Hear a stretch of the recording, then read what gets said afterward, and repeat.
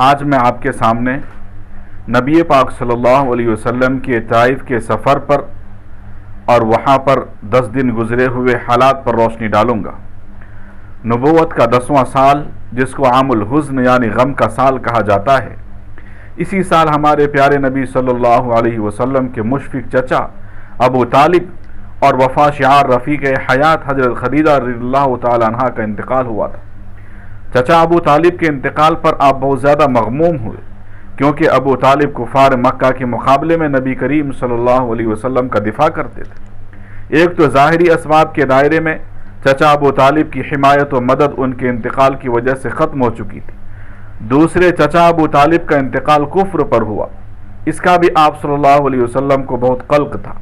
پھر تھوڑے ہی دنوں بعد حضرت خدیجہ الکبریٰ رضی اللہ تعالی عنہا کا انتقال ہوا، جو نہ صرف آپ کی بیوی تھی کہ حق کی آواز پر سب سے پہلے لبیک کہنے والی اور گلشن اسلام کی پہلی کلی تھی۔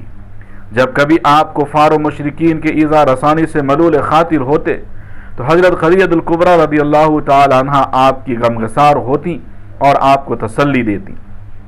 ان دونوں شخصیات کی وفات کے ساتھ ہی کفار مکہ کے ظلم و ستم کا بادل آپ پر پیہم برسنے لگا۔ طاغوتی طاقتوں نے مکر و فریب کے ترکش خالی کرنا شروع کر دیے۔ قریش کا یہ غیر انسانی اور بہیمانہ سلوک نہ صرف پیغمبر اسلام کے ساتھ تھا، بلکہ وہ تمام مسلمانوں کے ساتھ یہ سلوک روا رکھتے تھے۔ ان میں آپ کا چچا ابو لہب اور ان کی بیوی ام جمیل، حکم ابن ابی العاص، عقبہ بن ابی معیط اور ان کے ساتھیوں نے دوسروں کے مقابلے بہت زیادہ ایذا و تکلیف پہنچائی۔ ابو لہب آپ کا حقیقی چچا تھا، مگر حضور اقدس صلی اللہ علیہ وسلم کا سخت دشمن تھا۔ ہر لمحہ آپ کو تکلیف دینے کے در پہ رہتا۔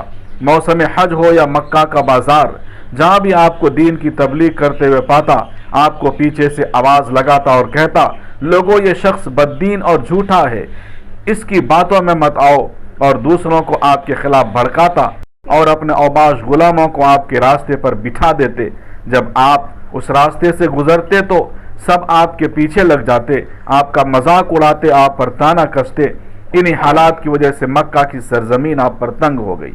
آپ نے یہ دیکھا کہ نبوت کا بادل پیہم برس رہا ہے، لیکن مکہ کی سرزمین بنجر اور غیر صالح ثابت ہو رہی ہے۔ اس لیے آپ نے طائف کا رخ کیا، جو آبادی اور خوشحالی کے اعتبار سے مکہ کے بعد دوسرے نمبر پر تھا۔ جیسے مکہ ہبل کی عبادت کا مرکز تھا، تو طائف میں لات کی پوجا پاٹ ہوتی تھی۔ خاندان بنو ہاشم کے طائف میں رشتہ داریاں تھی۔ چند قبیلوں کو رسول اللہ کے ماموں کا خاندان کہا جاتا ہے۔ مکہ کے اہل ثروت تجارت اور گرمیاں گزارنے طائف آیا کرتے تھے۔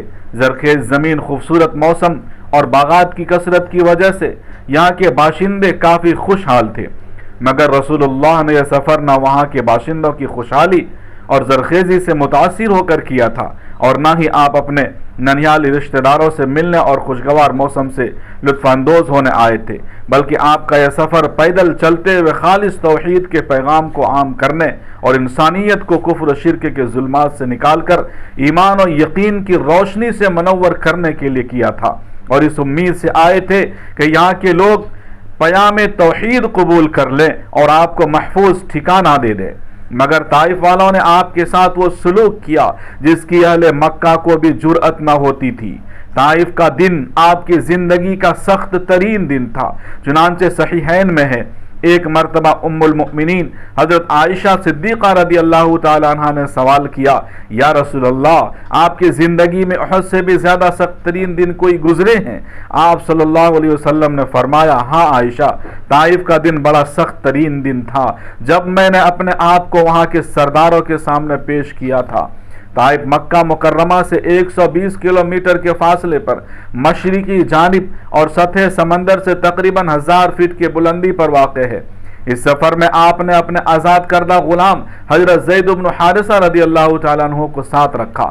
اسلام کی تبلیغ کے لیے جب وہاں کے سرداروں سے آپ نے ملاقات کی، جو آپ کے ننھیالی رشتہ دار بھی تھے، ان دنوں طائف میں عمرو بن عمیر بن عوف کے 3 لڑکے عبد یالیل، مسعود اور حبیب بنو ثقیف کے سردار تھے۔ آپ نے مذکورہ بالا تینوں سرداروں سے ملاقات کی اور انہیں اسلام کی دعوت دی اور اپنی مدد کی درخواست کی۔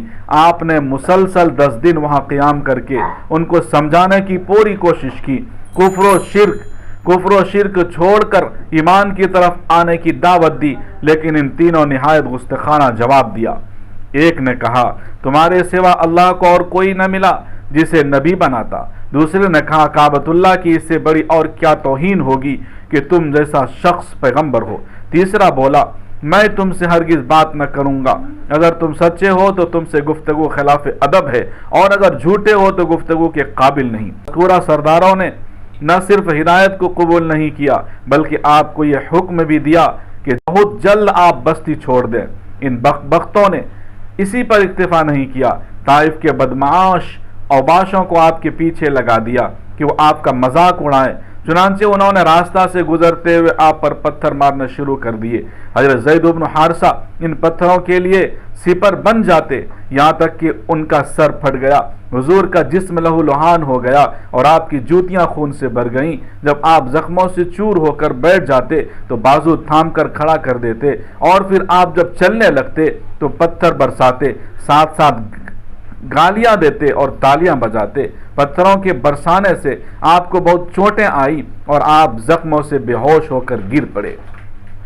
हजरत ज़ैद आपको अपनी पीठ पर उठाकर आबादी से बाहर उतबा और शैबा के बाग में ले आए। उतबा और शैबा बावजूद कुफ्र पर कायम होने के शरीफ उत्तबा और नेक नफ्स थे। उस बाग में बैठकर आपने दुआ फरमाई, जो दुआए मुस्तज़अफ़ीन के नाम से मशहूर है। इस दुआ का अंदाजा होता है कि ताइफ के लोगों ने आपसे जो बदसलूकी की और बदतमीजी की, उसकी वजह से आप किस कदर मगमूम और रंजीदा थे। आपने फरमाया, बारे इलाहा, मैं तुझी से अपनी कमजोरी और बेबसी और लोगों के नज़दीक अपनी बेकदरी का शिकवा करता हूँ। या अरहमर राहिमीन, तू कमज़ोरों का रब है और तू ही मेरा रब है। तू मुझे किसके हवाला कर रहा है? क्या किसी बेगाना के जो मेरे साथ तुंदी से पेश आए, या किसी दुश्मन के जिसको तूने मेरे मुआमला का मालिक बना दिया है? अगर मुझ पर तेरा गज़ब नहीं है तो मुझे कोई परवाह नहीं, लेकिन तेरी आफियत मेरे लिए ज़्यादा कुशादा है। मैं तेरे चेहरे की उस नूर की पनाह चाहता हूँ जिससे तारीकियाँ रोशन हो गई और जिस पर दुनिया और आखिरत के मामला दुरुस्त हुए, कि तू मुझ पर अपना गज़ब नाजिल करे या तेरा इताब मुझ पर वारिद हो। तेरी रज़ा मतलूब है, यहाँ तक कि तू खुश हो जाए और तेरे बगैर कोई जोर और ताकत नहीं। उतबा और शैबा की इसी बाग में इदास नामी एक शख्स ने आप दस्ते हक परस्त पर इस्लाम कबूल किया। वह आपके पास कुछ अंगूर लेकर आया और आपके सामने रख दिए। आप बिस्मिल्लाहिर्रहमानिर्रहीम कहकर अंगूर खाने लगे तो इदास हैरत से आपकी सूरत देखने लगा। आपने पूछा, तुम क्या कहाँ के हो? वो तुम्हारा दीन क्या है? आपने पूछा, तुम कहाँ के हो और तुम्हारा दीन क्या है? उसने कहा, वो ईसाई है और नैनवा का रहने वाला है। हुजूर ने फरमाया, क्या तुम उस साले इंसान की बस्ती के हो जिसका नाम यूनुस बिन मता था? इदास ने पूछा कि आप किस तरह उन्हें जानते हैं? तो हुजूर ने जवाब दिया, वो मेरे भाई हैं, वो भी नबी थे और मैं भी नबी हूँ। इदास ने आपका नाम पूछा तो आपने फरमाया, मोहम्मद। तब इदास ने कहा, मैंने तौरेत में आपका इसमें मुबारक देखा है और आपके औसाफ भी पढ़े हैं। उसके बाद उसने कहा, मैं एक अरसा से यहाँ आपके इंतज़ार में हूँ, मुझे इस्लाम की तालीम दीजिए। आपके इस्लाम पेश फरमाने पर फौरी मुसलमान हो गया और झुककर हुजूर के सर, हाथ और पाँव चूमने लगा। ताइफ के इस सफ़र में बहुत सी बातें काबिल तवज्जो और लायक तक़लीद हैं। पहली ये कि आप लोगों की हिदायत के लिए बहुत फिक्रमंद और बेचैन रहा करते थे। मक्का के मुशरिकीन ने जब दीन इस्लाम को कबूल करने से इनकार कर दिया तो आपने ताइफ के लोगों को समझाने के लिए वहाँ का सफ़र किया। सफ़र ताइफ से ये बात भी वाज़ेह होती है कि दुश्मनों के साथ आपका बर्ताव बहुत बेहतर था और आपके अखलाक बहुत आला थे, और इसी आला अखलाक के साथ आप ताइफ के सरदारों और लोगों से मिले और उनके नाज़ेबा सलूक के बावजूद अपने आली अखलाक को पेश किया और उम्मत को भी ये तालीम दी कि दावत व तबलीग के लिए दाई के अंदर उम्दा अखलाक और सब्र व तहम्मुल का होना ज़रूरी है। इस सफ़र में ये एक नसीहत ये है कि इंसान हर हाल में अल्लाह की तरफ मुतवज्जह रहे। खुशी हो या गम, राहत हो या मुसीबत, हर हाल में अल्लाह की तरफ रुजू करना कामयाब इंसान की दलील है। रसूलुल्लाह ने ताइफ के सफ़र में यही काम किया। जब ताइफ वालों ने आपको सख्त तरीन तकलीफ़ें दी, आपका पूरा जिस्म लहूलुहान हो गया, उस वक्त भी आप अल्लाह की तरफ मुतवज्जह हुए और अल्लाह ही से मदद के तलबगार हुए। वाक़े ताइफ में एक बात जो सबसे ज़्यादा अहम और काबिल तवज्जो है वो आपका अफ़ू व दरगुज़र है। بے انتہا تکلیف دینے والوں کو آپ نے معاف کر دیا، جبکہ اللہ تعالیٰ نے عذاب کا فرشتہ بھی بھیجا تھا، آپ کی اجازت کی ضرورت تھی، لیکن آپ نے کہا کہ اے جبرائیل ان کو عذاب میں مبتلا مت کرو، ہو سکتا ہے کہ ان کی اولاد میں ایسے لوگ پیدا ہو جائیں جو میرے دین کو ماننے والے ہوں۔ اسی عفو درگزر اور صبر و تحمل کا نتیجہ تھا چند ہی سالوں میں طائف کے لوگ ایمان سے مشرف ہو گئے۔ اس سفر میں آپ تمام تر مصائب و تکالیف کے باوجود تبلیغ کا عام فریضہ انجام دیتے رہے، جس بستی سے گزرتے وہاں کے باشندوں کو اللہ کے دین کی طرف بلاتے رہے، جس کا نتیجہ یہ ہوا عتبہ شیبہ باغ میں کام کرنے والے شخص اداس نے ایمان قبول کیا۔ علماء کرام نے لکھا اداس کا ایمان قبول کرنا اس سفر کی سب سے بڑی کامیابی